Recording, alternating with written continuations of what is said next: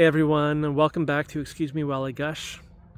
Today I'm talking about 3 Marvel comics I read this morning, and each one surprised me in totally different ways. The first is a crossover between DC Comics and Marvel Comics, hosted by Marvel. It's Shazam Thor #1. It's got this mythic buddy energy. It's a crossover hosted by Marvel, written by Al Ewing, with art by Jethro Morales. And it feels like a Saturday morning cartoon, right, enthusiastic and mythic. We open with Donald Blake. He's trying to reconnect with his lost identity. Many Marvel Comics fans would recognize Blake as the alter ego of Thor. We don't know what happened with his identity either. And this beautiful Golden Age style subway locomotive. It looks more like a locomotive from the Raymond Loewy 30s era.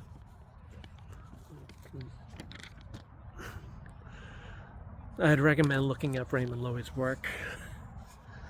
It looks pretty awesome. It's got these primary colors from Golden Age and Silver Age comics, combined with that Loewy design. Hello. It's a dog park I'm in.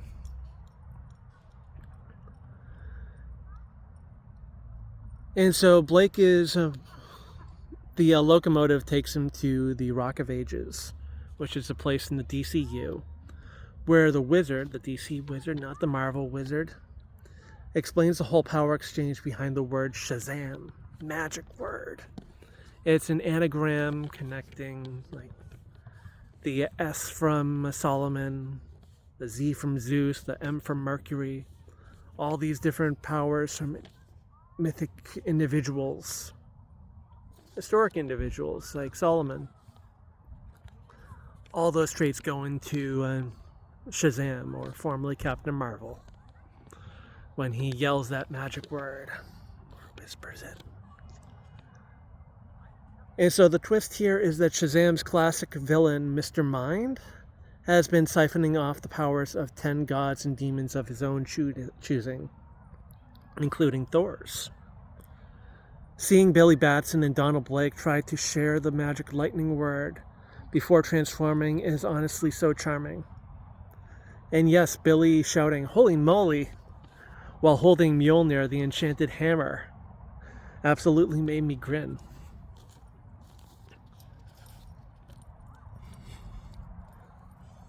Hello. Hi. Go running back.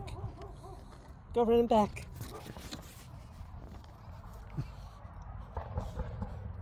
And so the second comic is Chris Claremont's Wolverine #1, a limited series within the Wolverine brand.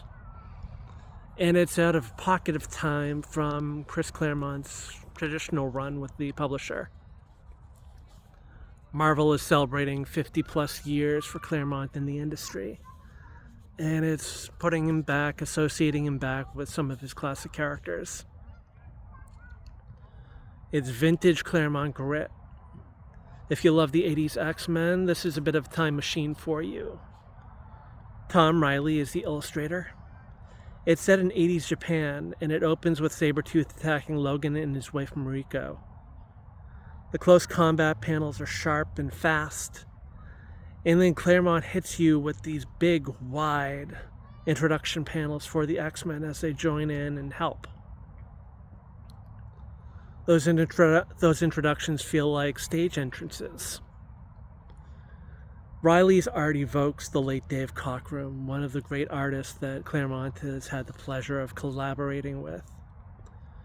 And the emotional beats feel exactly like the stories I talked about last summer with another one of his illustrators, Steve Leialoha. I got to talk with him about Spider-Woman last summer.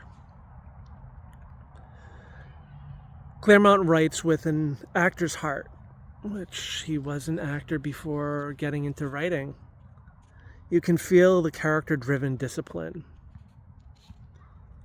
Mariko gets more empowerment. here than she would have gotten back in the 80s. So that's a big pro, a big plus of him being able to revisit these times, these eras. A lot of the limitations in the comics industry back then on which characters he would be able to empower and to which extent. This is giving him more ability.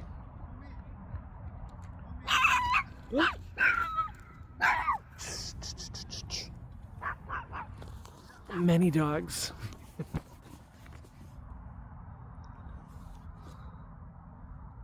So with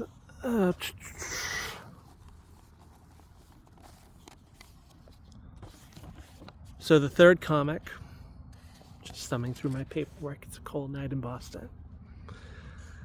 The third comic that I'm talking about is All New Venom number 9.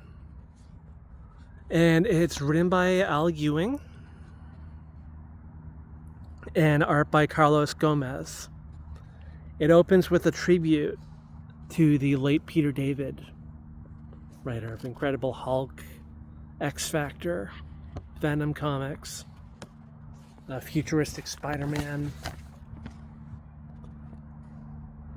It all hit me because he wrote about the symbiotes as metaphors for addiction and identity.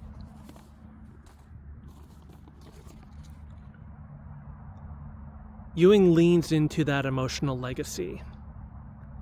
You've got Venom, Toxin, Sleeper, the whole Venom cast that mostly I'm getting introduced to just jumping into the story. Plus their hosts, Mary Jane Watson, Rick Jones, and Flash Thompson, all fighting to keep their humanity while being... It's getting dark. While being hunted by a ruthless government team called SCAR. Basically, it's the Ock family. That's what they're marketed as on the cover.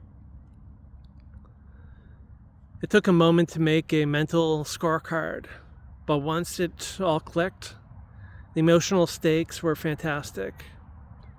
MJ especially gets some really meaningful linear inner work here. Like inner personality work about her relationships.